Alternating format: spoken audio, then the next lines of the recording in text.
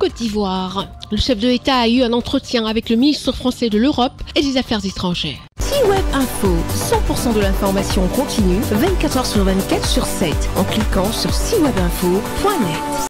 Le lundi 8 avril 2024, le président de la République de Côte d'Ivoire, son Excellence Alassane Ouattara, a eu un entretien avec le nouveau chef de la diplomatie française, M. Stéphane Séjourné, ministre français de l'Europe et des Affaires étrangères, depuis janvier 2024. Au centre des échanges entre le chef de l'État ivoirien et son hôte, les relations économiques entre les deux pays, la situation sécuritaire dans la sous-région ouest-africaine, les rapports privilégiés entre la Côte d'Ivoire et la France, la situation de crise sur le plan international. Le président de la Côte d'Ivoire, son Excellence Alassane Ouattara, a réitéré ses remerciements à la France pour son soutien à la Côte d'Ivoire dans plusieurs domaines, notamment économiques, social, sécuritaire, éducatif. Tout le monde connaît les liens historiques, les liens d'amitié, les liens de coopération entre la République française et la Côte d'Ivoire.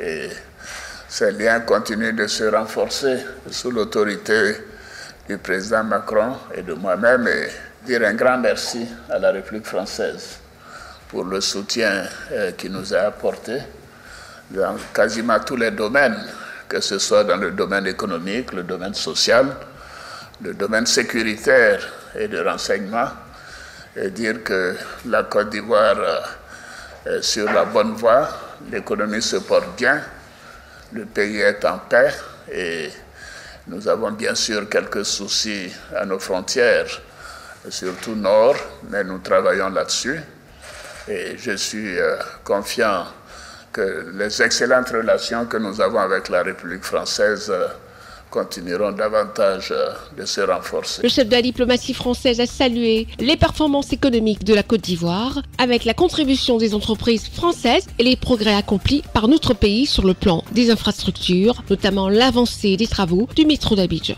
Je voudrais d'abord peut-être vous adresser une double félicitation pour la CAN, à la fois sportive et aussi organisationnelle. J'espère qu'en tout cas la France fera aussi bien lors de l'organisation de nos Jeux olympiques et paralympiques qui se dérouleront cet été.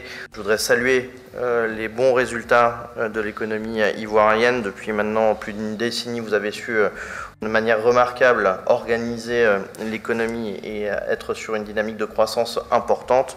Nous participons avec les entreprises françaises en tant que premier bailleur à cette économie et je me félicite également d'un point de vue des infrastructures. On évoquait notamment le métro qui avance bien et la participation de nos entreprises. Nous avons également évoqué nos partenariats et nos liens humains et je crois que c'est aussi le sens de l'histoire de nos nouvelles relations entre les deux pays.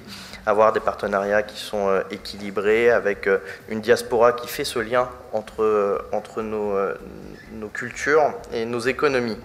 Et puis, enfin, nous avons évoqué les crises, à la fois internationales et régionales. D'abord pour remercier le président de sa constance dans le soutien à la position française et européenne sur l'invasion de la Russie en Ukraine. C'est un sujet existentiel, une crise existentielle pour l'Europe, vous le savez, je vous l'ai rappelé, et je voudrais vous remercier de la constance et du soutien pour cette crise. Et puis nous avons également évoqué les sujets régionaux, ainsi que le rôle que vous avez dans la stabilité de la CEDEAO ici au niveau régional.